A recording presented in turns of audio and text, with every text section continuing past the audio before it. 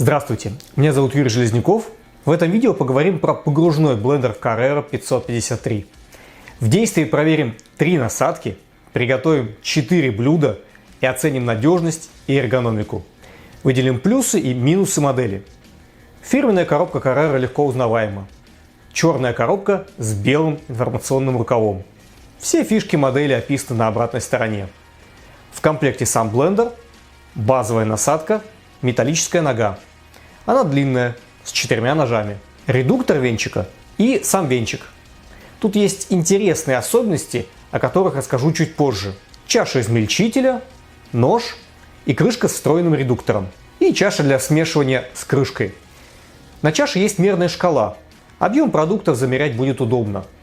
Для начала быстро приготовим домашний майонез. Разбиваем яйцо и перекладываем в кувшин. Важно не разбить желток. Насыпаем сахар, соль, закладываем горчицу, наливаем сок лимона. Выставляем максимальную скорость у блендера.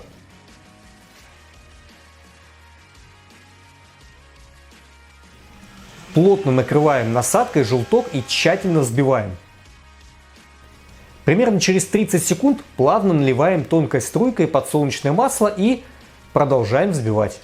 Суммарно понадобилось всего 1 минута для того, чтобы сделать плотный, однородный домашний майонез. Обычно все производители рассказывают о том, почему конкретная форма ножа качественно измельчает продукты.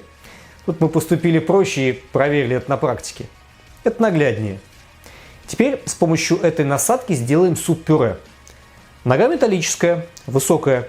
Температура она не боится, но в инструкции есть рекомендация смешивать продукты температурой не выше 80 градусов.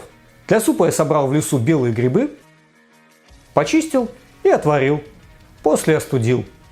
Обжарил лук, морковь и грибы. Сварил картофель. Все ингредиенты собрал в кастрюле. Посолил и добавил специи. Выбрал у блендера 2-ю скорость и перемешал продукты прямо в кастрюле. Понадобилось около минуты. Добавил сливки и еще раз перемешал.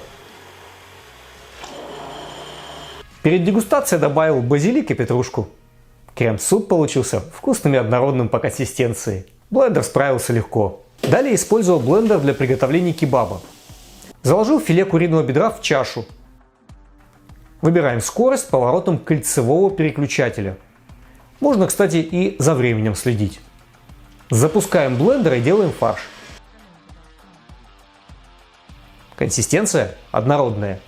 Мясо было переработано быстро. Для кебаба также измельчаем лук. Добавляем паприку, соль и перец. Перемешиваем. Фарш отбиваем и на часок убираем в холодильник. Для приготовления гриль выставляем на предварительный разогрев. Программу курица. Время 7 минут.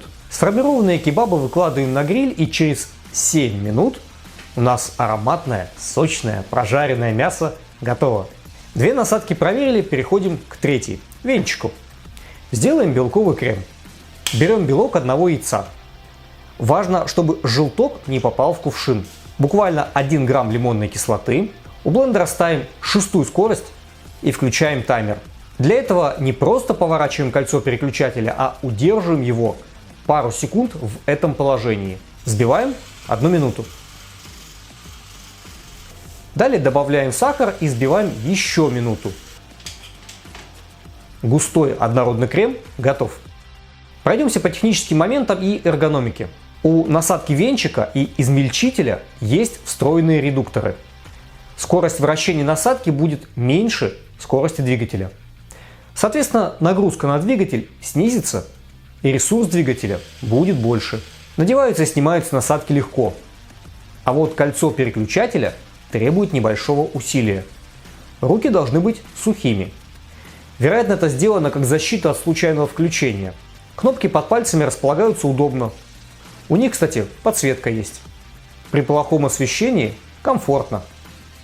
У блендера есть петелька на кабеле. Так прибор удобно хранить вертикально, на кухне на крючке. Эргономика в целом хорошая. Еще один плюс в том, что блендер тяжелый. Это вселяет уверенность в надежности.